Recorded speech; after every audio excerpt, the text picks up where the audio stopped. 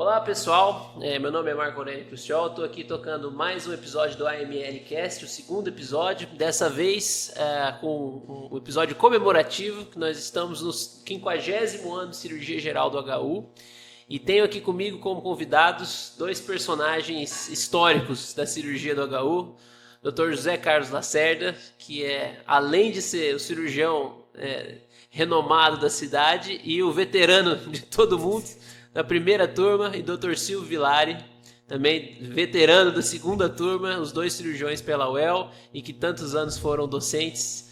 Então, obrigado por terem aceitado o convite de contar um pouco da história aqui da cirurgia do HU. Começa pelo titular. A residência do HU, a minha turma, que foi a primeira turma, fez 50 anos também esse ano. Nós fomos em 72. E a gente fez a residência, iniciou em 1973, teve uma prova, né? Tinham poucos candidatos, porque minha turma tinha uma peculiaridade, que quando abriu a vaga para medicina aqui, tinham 40 vagas, praticamente 35 alunos eram de fora, só 4 ou 6 eram de Londrina. Então, uma parte foi fazer residência lá. E, doutor, foi residente na época do vestibular. Era vestibular no começo do ano ou foi meio do ano? O da medicina? É. Para entrar na faculdade de medicina? Não, foi final de ano. Foi final de ano. Um monte de gente que sobrou do C100, viemos tudo para cá. Tinham 30, 40 vagas, tinha um monte de gente prestando. E na residência, teve uma quando terminamos, como essa foi da primeira turma, a gente sempre era um boi de piranha, né? A gente entrava assim meio com dúvida, mas a faculdade, pelos professores, principalmente devido ao doutor Ascenso, ela foi sempre de ponta desde que nasceu. Né?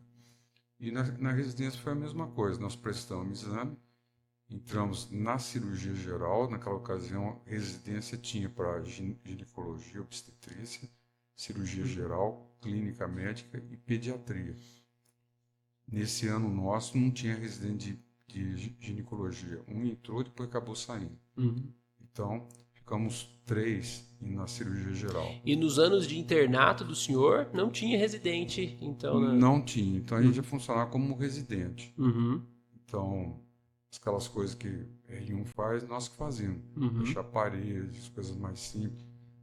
Parto, cesárea. Então, desde aquela época não tinha ninguém na frente da gente. A gente não tinha ninguém assim, porque você vai numa faculdade que tem residente, tudo, devia ter já ter uma ideia que vem pela frente, o que sobra para ele. A gente não tinha, a gente era nós, o próximo contato eram os professores. E era de quantos alunos que tinha as vagas de cirurgia geral? Quantos? Foram 4 vagas, ficamos 3 alunos. Prestou mais gente, mas acabou indo para São Paulo. E todos eram da primeira turma. Todos. Era eu, naquela ocasião, na cirurgia geral, que foi o primeiro residente da cirurgia pediátrica, Paulo Roberto Bueno, e acabou ficando na cirurgia torácica, que é o Walter Luiz Tedesco, que é de Cornélio Procópio. Então nós 3 começamos as cirurgias. E o doutor Silvio? O grande problema que teve da época do Zé Carlos é que era a primeira turma da medicina, então não era muito conhecida a residência, porque também era o primeiro ano de residência. Então, a partir desse ano, com os professores que nós tínhamos, que eram todos oriundos de São Paulo, da USP, daí começou, através de trabalhos publicados, tudo, a se desenvolver e ser procurada. Na minha época já eram 6 vagas da residência de cirurgia geral. Daí já tinha outras sub-áreas que do Zé Carlos teve sub-área também, que foi a cirurgia pediátrica, que já tinha, e também neurocirurgia, que foi ter só na minha época. No primeiro não tinha. E também entrou a uro no segundo ano. E o senhor estava comentando antes de a gente começar que não era na época residência, né? Eram só aquele... Esse foi meu professor. Porque, como ele disse, ele não tinha ninguém acima dele, a não ser os docentes. E que, na realidade, foi uma grande vantagem para a gente. porque a gente era cobrado sistematicamente, então a gente tinha que mostrar serviço, porque senão não era aprovado. Tinha uma outra característica importante, nós éramos proibidos de dar plantão fora.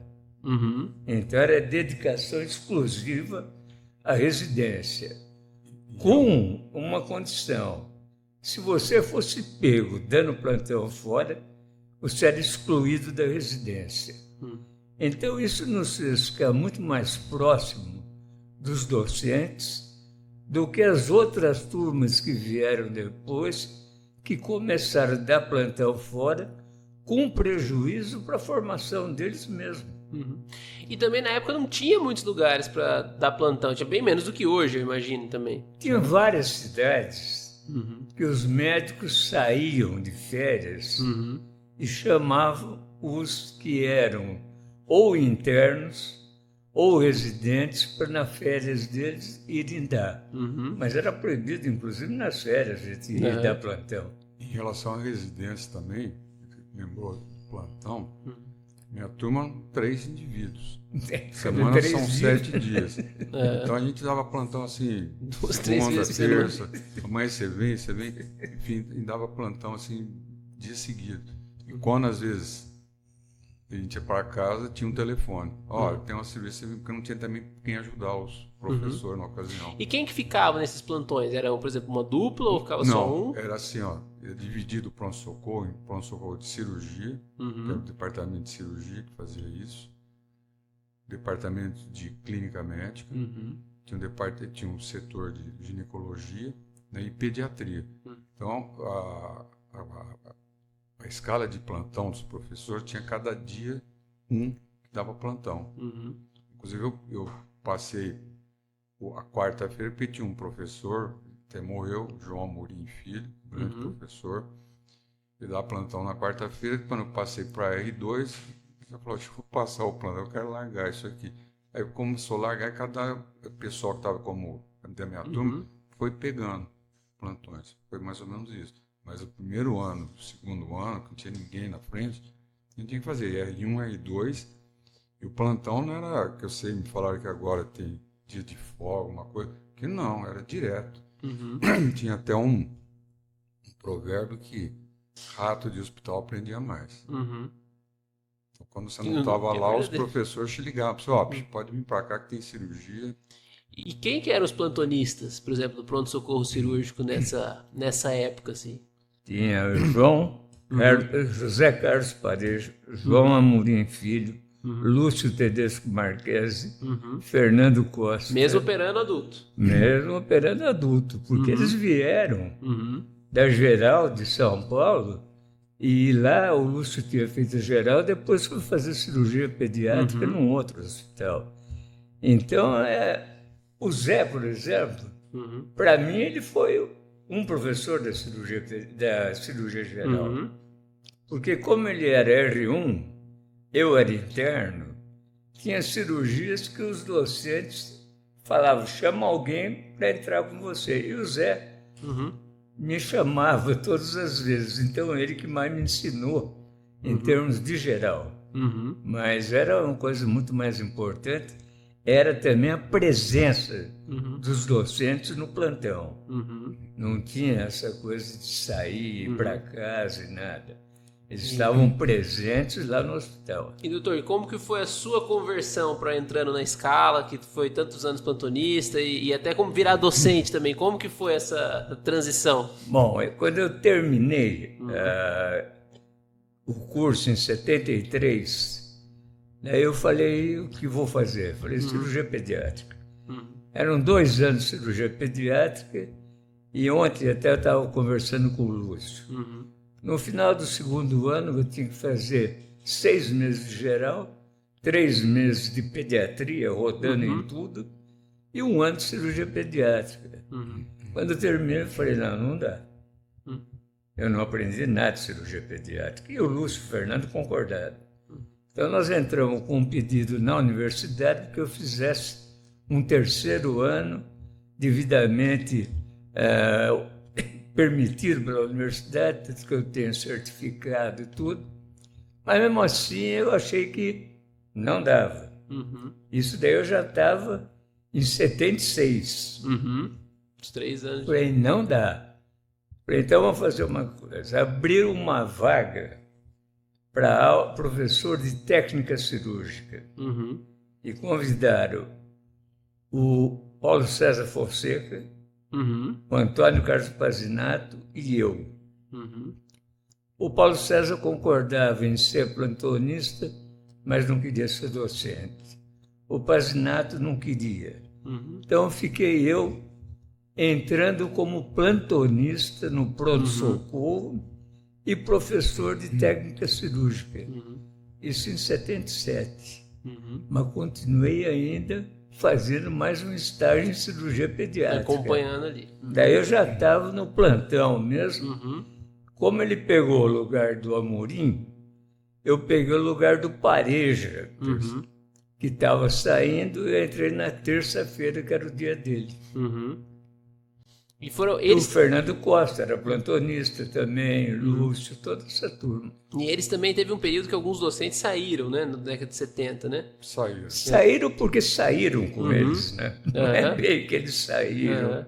Foi mais ou menos 79. Que eram alguns deles aí, né? Foi 79, eu acho. Mas em relação ao pronto-socorro, só fazendo parênteses para relembrar. Quando estávamos no HU, não tinha no pronto-socorro assim. E tinha aqui em Londrina, você pode ver aqui em Londrina, é a cidade assim, onde que é o pronto-socorro municipal da cidade? Toda cidade tem, aqui não tem. Pronto-socorro municipal da cidade era na rua Mato Grosso, tem aquele baita shopping ali agora, era em frente. Era um lugar bem pequeno, era um corredor, fazia coisas tipo sutura, pendrenar abscesso, e tinha os plantonistas naquela ocasião. Quem era o prefeito era o Dalto Paranaguá. Eles conseguiram transferir o pronto-socorro municipal para o hospital universitário. Por isso que em Londrina não tem pronto-socorro municipal de Londrina, porque é o HU. O que aconteceu? Numa fase inicial, os plantonistas que estavam lá foram trabalhar no HU. Tinha os clínicos, tinham alguns cirurgiões. Eles foram lá, mas como tinha aluno, eu era já interno quando teve essa transferência, tudo, e exigia muito, cirurgia não era feita lá, com o tempo eles mesmos foram pedindo demissão. E aí foi entrando os professores. Então, por isso que em Londrina, você nunca vai achar pronto-socorro municipal da cidade, ficou para o HU. Então, uma época, ficaram os plantonistas de lá, que com o tempo, com a carga de academia, que era faculdade, que era negócio, eles foram acabando desistindo. Isso que o Zé falou é uma coisa importante. Que se você for analisar friamente, o pronto-socorro do HU é o pronto-socorro municipal, que o Dalto Paranaguá levou para lá. Incorporou e ficou. Tá certo? E ficou lá. Mas é o pronto-socorro, e era o melhor pronto-socorro que tinha em Londrina na época. Porque todos os acidentados iam parar no HU. Eu acho que uma realidade da época, que até hoje se mantém, é que é o único lugar que você tem todas as especialidades. Exatamente. Eu lembro de um acidente muito feio que teve, acho que o Zé Carlos deve lembrar, de umas alunas da filosofia, que eram de Arapongas ou de Apucarana, e que tiveram um acidente na estrada muito feio, mas não levaram para Santa Casa, para o evangélico, nada. Levaram para o HU, tá certo? Onde hoje é a Coab. No HU antigo ali. O antigo, o HUzinho. E naquela época também o HU atendia, eu nem sei o que aconteceu com ele, o Fundo Rural, que tinha. Então tinha verba do Fundo Rural. Acho que hoje existe ainda, mas eu não sei como é que é mais. Não é mais um convênio, não é mais um convênio, então, mas tem alguma coisa. Esses que davam plantão no pronto-socorro municipal, eu vi que lá era um pouco mais barato, era mais pesado lá. Porque tinha cirurgia, vai correndo, volta. Então, com o tempo, eles foram saindo e foram entrando. Foi assim que a faculdade incorporou a universidade. E, doutor, quando que o senhor virou docente? Foi em 1976. Eu acabei em 73, aí 2, 74. Aí, nessa ocasião, abriram a residência para cirurgia do aparelho digestivo. Eu fiz. Quando eu terminei, tinha um docente indo fazer pós-graduação. Aí tinha uma vaga e eu entrei nessa vaga. Também ficou. E aí continuou no plantão também do PSC. Plantão. Eu não sei como é que foi, Zé Carlos, a sua entrada na docência. Foi nessa Porque época. a minha foi uma entrevista, não foi prova, não foi Eu nada. não lembro se provas que não, mas Não, teve foi uma entrevista com 3, 4 docentes. Um caso, assim, umas coisas. Para saber como é que você pensava, a instituição de ensino. Que imagino que tenha sido a primeira leva de docentes Foi formados daqui. na casa, né? Foi daqui. Porque a maioria até então era todo mundo de fora, não tinha esse... E foi mesmo a primeira turma que foi ficando. E os rodízios na época da cirurgia geral, passavam em todas as especialidades? Como é que funcionava isso aí, né? Eu que passei na geral, eu passei em todas as áreas, que eu passei na vascular, na uro, ortopedia, GO, pediatria, passei em todas as áreas de formação, só clínica médica que não. Mas clínica médica a gente aprendia muito. Durante o curso, porque os professores eram muito bons. Não tinha o que você discutir. E da onde eles vinham também, eles já eram pessoas de muito conhecimento. E no pronto-socorro, que nem o Zé falou, rato de hospital. A gente não saía do hospital, a gente morava ali perto. Então, qualquer coisa, eles acionavam a gente para ir dar cobertura. Quando tinha muito acidentado e tudo, a gente ia ajudar. Mas a minha área mesmo, eu passei em tudo. O Zé Carlos, eu não me lembro como é que foi. Na minha época, eram 3 residentes, né? Ela devia ter trouxe aqui, ó. Como é que é o esquema? Você pode até passar para você. Era em 1973 isso daqui.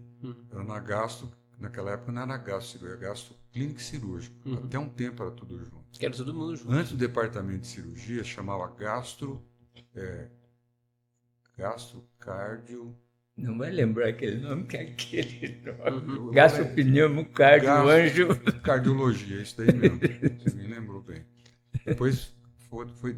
Então, quando passava na gastroenterologia, a gente fazia clínica e cirurgia junto, passava com os clínicos junto. Professores que já foram embora, alguns já até morreram. Então, você passava por lá no primeiro ano, passava no pronto-socorro de cirurgia, na cirurgia pediátrica, passava 180 aulas, para você ter uma ideia, na gastro, era 375 horas no primeiro ano, 400 horas só de pronto-socorro. Mas provavelmente isso oficial, né? Provavelmente era muito mais. Porque a gente não tinha residente que ficava lá.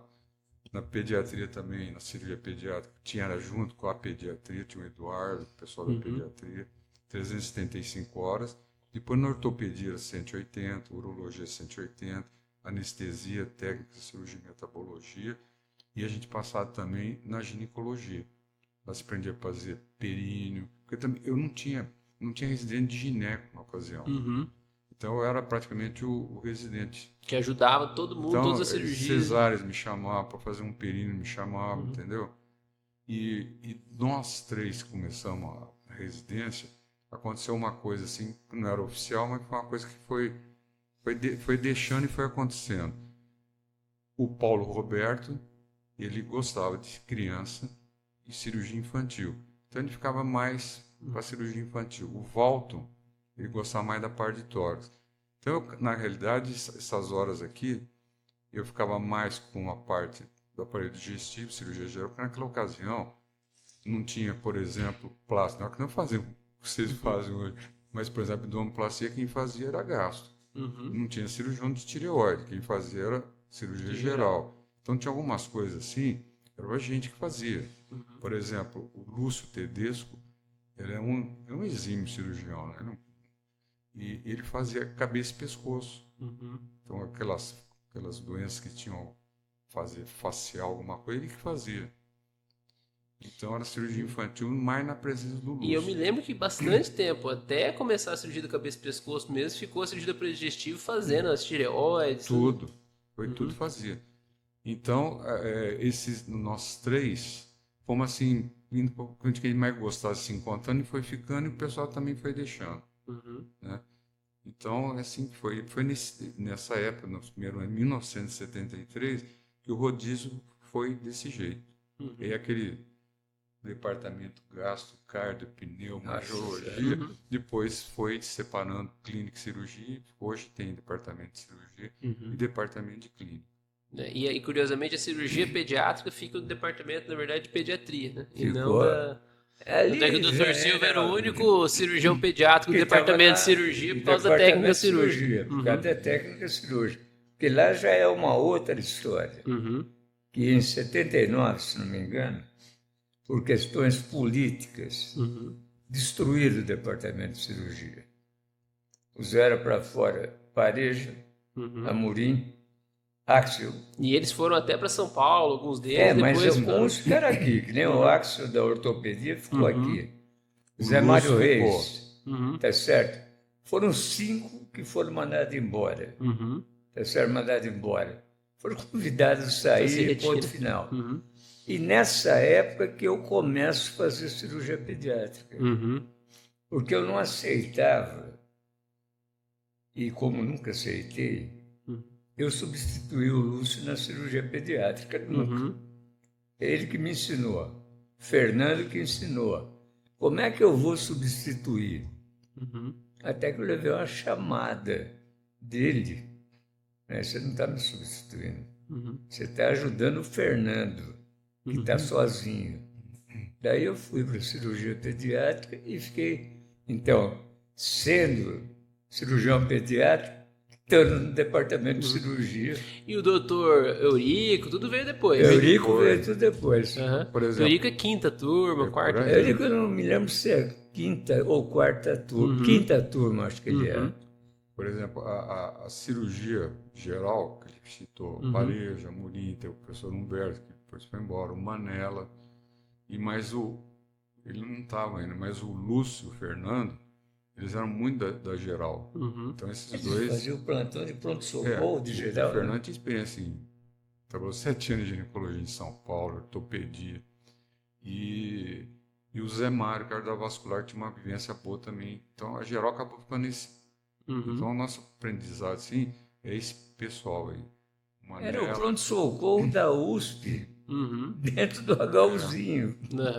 Todo mundo Então, todos com a vivência de lá e passando isso para gente. O Fernando Costa, além de ter ficado um tempão quando ele estudou em São Paulo, na maternidade lá, ele também ficou num serviço de ortopedia em São Paulo. E eu me lembro... Que o rodízio passava pela ortopedia e operava junto com a ortopedia. Mas a ortopedia não era... Ele chegando, não tinha um cara oficial ainda, aqueles professores que vinham e tal. E o Fernando fazia muita coisa de ortopedia. Essas fraturas, aqueles pinos, ele passava tudo, entrei um monte com ele. Eu lembro uma vez que um indivíduo, esses fundos rural, né, estava ensinando o caminhão com a perna para fora, aqueles boia fria. Quase amputou. O cara veio com a perna pendurada no músculo. Um ortopedista que estava lá, até achar um ortopedista para ficar lá. Ah, não, putz, aí não tem jeito e tal. Ele só pediu o que tinha que fazer e foi para achar que é um amputo. Eu saí de lá, ele viu que tinha circulação, ele fez os enxertos vasculares, ele fez a parte ortopédica, recuperou a perna do indivíduo e depois, mais tarde, só complementou a vascular com outro enxerto. O cara não perdeu a perna. Tudo foi o Fernando Costa que fez.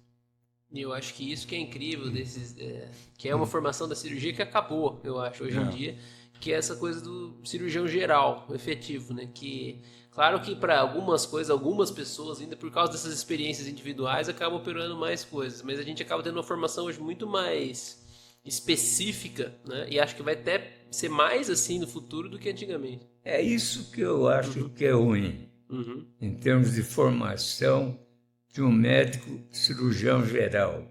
Mesmo sendo cirurgia pediátrica, sendo cirurgia geral, que nem o Zé Carlos, é que realmente eu achava um absurdo. E conversava muito com o Zé Carlos. Na nossa época não tinha esse negócio sujeito com hemotórax, com pneumotórico, chamar o cirurgião torácico. Nós mesmo que drenávamos, tomávamos conduta e fazia tudo. Não tinha esse negócio de chamar. A única coisa que realmente a gente chamava, porque eu, pelo menos, não tinha domínio nenhum, era a neurocirurgia, que não tinha jeito, e a ortopedia também. Porque tinha uns negócios meio estranhos que não... O senhor sabe, doutor, que eu sempre comento isso no HU, eu falo sempre isso para os alunos hoje, que tem duas maneiras de você também pedir uma avaliação de alguém. Uma é você simplesmente ir lá agora no computador, escreve lá e pede, né? E a outra é você ir com a pessoa, porque você tem que ir lá e ver o que a pessoa... Você justamente aprendendo o que aquele especialista vai fazer, o que ele vai avaliar, qual que é a prioridade dele, porque você só aprende convivendo e fazendo as coisas. Eu acho que isso é o mais importante da gente passar em tantas subespecialidades, porque tem programa de residência hoje que só fica, por exemplo, 1 ano na cirurgia do aparelho digestivo. Só que você deixa de conviver com todas as especialidades que são importantes para... Não tem dúvida. A clínica médica que nós aprendemos é porque nós ficávamos fuçando no pronto-socorro, na clínica médica também. Não é ficar... Porque eu acredito que a maior parte da medicina eu aprendi no pronto-socorro. Porque lá você vê de tudo. E lá fixa na sua mente o que você está vendo. Eu lembro até hoje de um fato que eu dava plantão depois no evangélico, quando acabei. E chegou já de cirurgião. Já como clínico, cirurgião. Pegou meu lugar era lá. De tudo. Obstetra, tudo. Era de tudo. Chega um senhor, uma icterícia violenta, dor muscular, e eu lembro de uma professora nossa, Joselina Passos, da MI, que ela dando uma aula de leptospirose. Na hora eu falei, isso daqui é leptospirose. E liguei para ela, você pode mandar aqui para o HU. Então, você tem que ver para lembrar. Se você não vê, por isso que é importante o pronto-socorro geral e você ver todas as áreas. Lá no HUzinho, como o pronto-socorro era menor, pronto-socorro cirúrgico era a parede e meia com a da clínica, sabe? Então, a porta aberta, tinha só uma cortina. E era próximo também a pediatria, então você via as coisas, e a gineco também, era tudo grudado. Não que não quisesse, você via. Então, muitas vezes você estava ali, você via a clínica, o pessoal da clínica entrava ali, isso aqui é isso, então tinha uma convivência bem harmônica. Quando eu estava quando eu fiz a residência em cirurgia geral, ainda tínhamos o PSC e o PSM, no pronto-socorro médico cirúrgico, lado a lado. E hoje separou. E o que eu acho que é muito problemático, porque primeiro, às vezes a gente tem alguma coisa que é um caso misto, né? Que tem uma parte ali clínica e uma parte cirúrgica. E você já não conhece mais o residente, você não sabe quem está ali, é mais burocrático para você chamar o plantão, você não sabe quem está. Fica mais difícil. E era melhor quando era todo mundo junto, porque você estava ali. Até para a pessoa quebrar a mão era pior, porque como é que você quebra a mão com o cara que está na tua frente, né? Não, eu tinha uma coisa no plantão, isso bem no início de plantão, depois de uns 10 anos dando plantão de pronto-socorro, que muitas vezes clínica médica, ginecologia, pedia avaliação do cirurgião. Tudo bem, mas não ia eu, o interno ou o residente da cirurgia, avaliar. Eu chamava o plantonista da clínica médica com os residentes para a gente discutir o caso. E isso faz toda a diferença. Hoje não, o sujeito pega e fala assim, é apêndice, faz ultrassom, faz tomo, faz isso. Quando a gente sabe que é apendicite, o diagnóstico é clínico. Há alguns casos, você tem que lançar a mão de outros exames. Caso contrário, não. Agora, você pegar um obeso de 150 quilos, você vai ter que usar outros exames. Mas, na maioria das vezes, a apendicite era de uma criança até 7, 9 anos de idade. Então, não tinha, chamava, vamos discutir. Que se nós estamos aqui, todos têm que aproveitar a discussão do caso. Porque diagnóstico diferencial de apendicite tem N casos.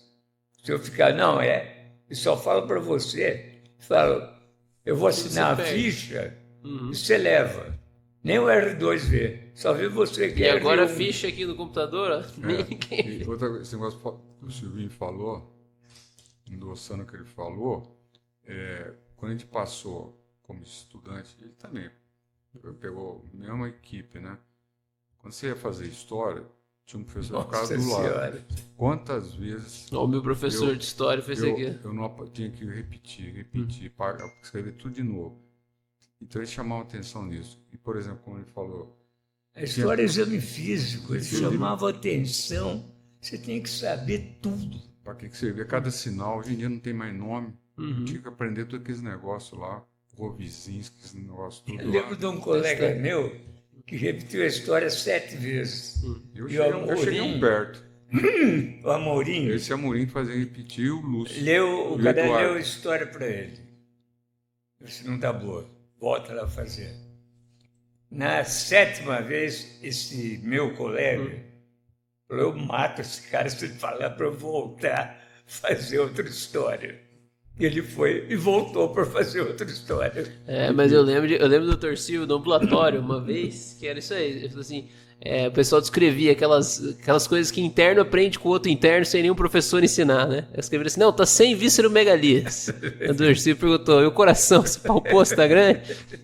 É víscero do mesmo jeito. Mas tinha isso, porque tinha esse desde quando começou, né? Você ficava com isso e aquela proximidade de pronto-socorro ali. Quantas vezes também o cirurgião ia almoçar, o clínico para chamar que ia ser cirurgia. Então, isso aí aproximou muito as coisas. Então, você tinha um conhecimento mais adequado. E o nome de sinais, por exemplo. E uma coisa que se aprendia também era se postar frente ao paciente. Por exemplo, eu lembro uma vez no pronto-socorro, acho que ele não vai lembrar disso aqui, numa quinta-feira, plantão do Lúcio Tedesco, tinha um paciente sentado na maca com o pé. Acho que era um abscesso de pé, uma coisa por ali. Assim. O cara agachou para examinar o paciente. O Lúcio chegou, tipo, ameaçando dar um chute no canal. Falei, você tem que levar um chute aí, porque você vai pegar um livro de semiologia e trazer amanhã, mostrar se tem algum livro que mostre... E manda o médico agachar.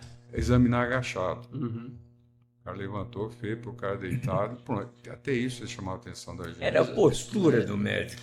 Mas uma coisa que eu já não peguei, mas que era a norma da cirurgia pediátrica, a cirurgia pediátrica é só de sapato no pé, né? Nada de tênis. Essa aí eu lembro que tinha e que hoje... E sente no berço da criança para você ver o que leva. Isso aí, no começo, a gente assimilou muito quando saiu. Sabe? Eu acho que isso foi importante, foi porque importante. nos ensinou foi a super postura importante. frente ao paciente. Uma coisa que você deve lembrar, Marquinhos, é que eu sempre chamei a atenção de vocês da postura frente ao paciente. Não fazer piadinha entre vocês frente ao paciente, porque ele é uma pessoa que estava sofrendo. Que vocês podiam estar falando entre vocês, mas ele estava sentindo. E provavelmente achando que estavam desprezando a dor dele. Então, quer contar piadinha, vai longe e tudo. Nunca dê risada na frente do paciente. Converse com ele. A não ser que a situação dele e os laços permitam isso daí. Caso contrário, não.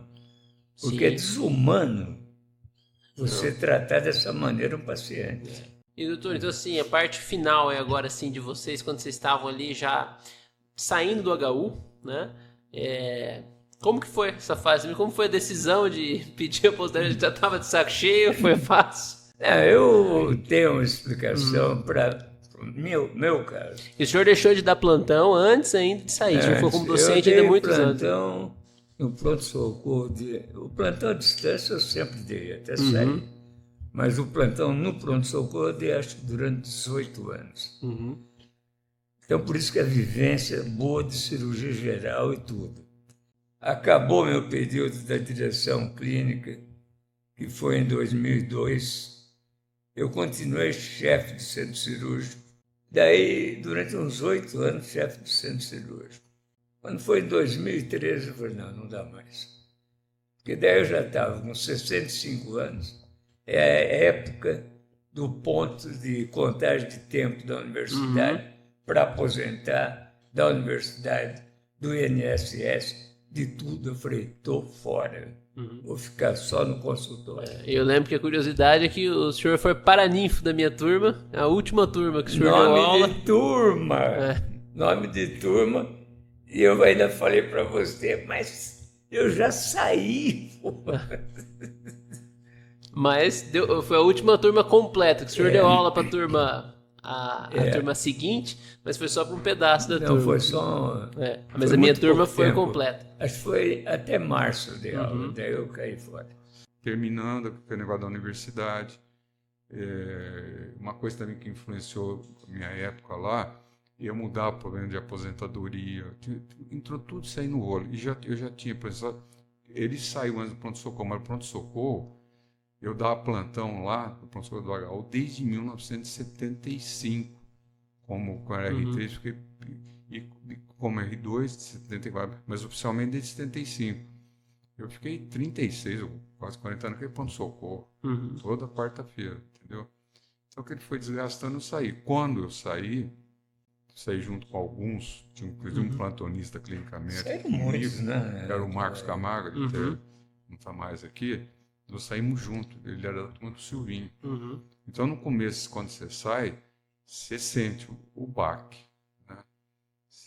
Quarta-feira, para mim, quando eu aposentei, eu ficava desesperado. Tinha que fazer alguma coisa, entendeu? Então, depois você vai acostumando, né? Mas porque eu considero o HU a minha segunda casa. Depois dos meus pais, foi aí. Eu vivia aí, como não tinha ninguém, era todo mundo junto, não tinha esse negócio de professor, aluno, tinha respeito, entendeu? Então, a minha coisa é você sair da tua casa e não voltar mais. Então, a minha segunda casa foi aquele HU. E teve uma coisa importante, Marco, que o José Carlos deve lembrar, a diferença de idade entre nós e os professores era muito pequena. Isso meu pai comentava também sempre. E então isso daí criava uma amizade muito grande. Respeitava, mas éramos amigos. O Lúcio tem 82, eu tenho 76, pô. São 6 anos de diferença. O que é 6 anos de diferença? Com o Fernando, 2 anos e meio de diferença. Tanto que eu falava que eu nunca chamei os dois de doutor. Eu chamava pelo nome. E nunca falaram nada. Porque a gente respeitava muito. Tá certo? O Silvinho falou, eu lembrei quando o HUzinho, para lá na Coab, no Mato Grosso, às vezes fim de semana, todas as pessoas iam passar visita, e às vezes tinha um colega de turma, acho que você chegou a conhecer, o Calixto, que era dono do banco de sangue. Ele cozinhava lá, ia todo mundo comer lá. A comida lá era assim, comida boa. Hoje eu venho aqui, você vem aqui, eu vou fazer um negócio para vocês aqui. Então tinha essa relação era muito grande. Se saía num bar, ia com todo mundo. Era uma coisa assim, sabe? Isso aí no começo jogava futebol com os professores. Então era... E era um convívio gostoso, né? Isso aí. Eu peguei, faz o futebol, ainda tinha o campinho no HU, tinha o torneio. Muito bom. E para finalizar, uma mensagem final de vocês sobre o HU, sobre a cirurgia geral. Como o doutor Lacerda falou bem, a segunda casa, eu também tenho essa sensação que é a minha segunda casa lá. Eu já tenho, assim, para mim, sexta-feira amanhã é o dia que eu tô lá. Para mim é o dia que eu já reservo e fico esperando, porque eu sei que é um dia gostoso, você passa lá, toma um café, vê os amigos, tem uma parte disso também. Realmente, o nosso curso de medicina, depois a residência, depois a docência, foi uma coisa muito gratificante. Foi uma experiência de vida que realmente eu não sei como seria se eu não tivesse feito isso. Ainda mais na área da cirurgia pediátrica, que é uma área que estava se firmando na época, aqui em Londrina. Porque quando o Lúcio e o Fernando chegaram, cirurgia geral que fazia as cirurgias. E daí começou a ter que se impor. Então foi uma coisa muito gostosa, a convivência com todos os docentes muito boa. E com os alunos que hoje são docentes Tá certo? É uma maravilha quando eu encontro com eles. Tanto que eu chego nas clínicas para fazer exames, falo, o senhor já foi professor desse aqui? Eu falo, acho que de todo mundo. E meus filhos falam, ele só não foi do Hipócrates. Do resto, ele foi de todo mundo. O que eu tenho que falar também, foi muito bom ter sido nascido pela segunda vez no HU. Eu vim fazer vestibular aqui, uma coisa totalmente certa. Londrina, você também deve ser para o Evangelho à terra, não tinha nem evangélico lá, né? Ali para baixo, uma cidade pequena, mas que me surpreendeu muito. Eu tenho boas recordações. Todo o meu aprendizado foi devido aos professores que eu tive no HU, certo? Na minha época, quando eu formei, tinha um pouco cirurgiões na cidade. Então, se tivesse trabalhado fora, eu demorei muito para trabalhar fora. Sim, se fosse analisar economicamente, não teria nem dúvida. Mas se perguntasse hoje para mim, você faria a mesma coisa sabendo disso? Eu faria a mesma coisa. Deixa saudade. E eu espero que vocês que estejam lá mantenham esse negócio na linha. Esse é nosso objetivo. E nós sabemos também, eu falo isso em nome de todos, amanhã eu falarei isso de novo, mas que nós devemos tudo às gerações que vieram antes da gente, a vocês, pessoas como vocês, porque o que nos inspira, o que o senhor falou para mim é perfeito. Você sabe, se você fizer um cálculo racional, a gente vai falar que é muito melhor você procurar qualquer outra coisa. Mas, no fundo, alguma coisa, uma vez a gente já me falaram isso também, alguma coisa te morde ali, algum vírus te pega, que faz você ficar e você começa a ver a importância que aquilo tem para a instituição, para as pessoas que estão ali, para os alunos, mas, no fundo, é importante para a gente mesmo, porque vai lá todo dia e isso começa a fazer o nosso crescimento. Então é isso aí. Queria agradecer muito a presença de vocês dois aqui. Essas histórias vão ficar guardadas e contadas sempre. E amanhã, colocando só o tema da formatura da turma dos 50 anos da cirurgia geral, e vamos nos encontrar novamente. Eu te falo que fazer 50 anos não é mole não, viu? Essa é a quarta festa de 50 anos. Eu que agradeço você por isso. Nós também agradecemos por ter escolhido a gente, né? Então, eu sei que você é um grande professor lá, que me deixa feliz. Eu fico muito contente de tê-los aqui e ter podido ter tido aula com os dois. Porque a minha turma foi a última que teve aula com os professores clássicos. Depois as outras já foi picoteando, porque um ia aposentando, um ia saindo. Mas muito obrigado novamente. Tá joia, então. Esse foi mais um episódio do AMLcast. Se você gostou, curta, compartilhe. E agradecendo aqui o apoio da Associação Médica de Londrina por essa iniciativa de valorizar a história aqui da cirurgia geral de Londrina nesse episódio.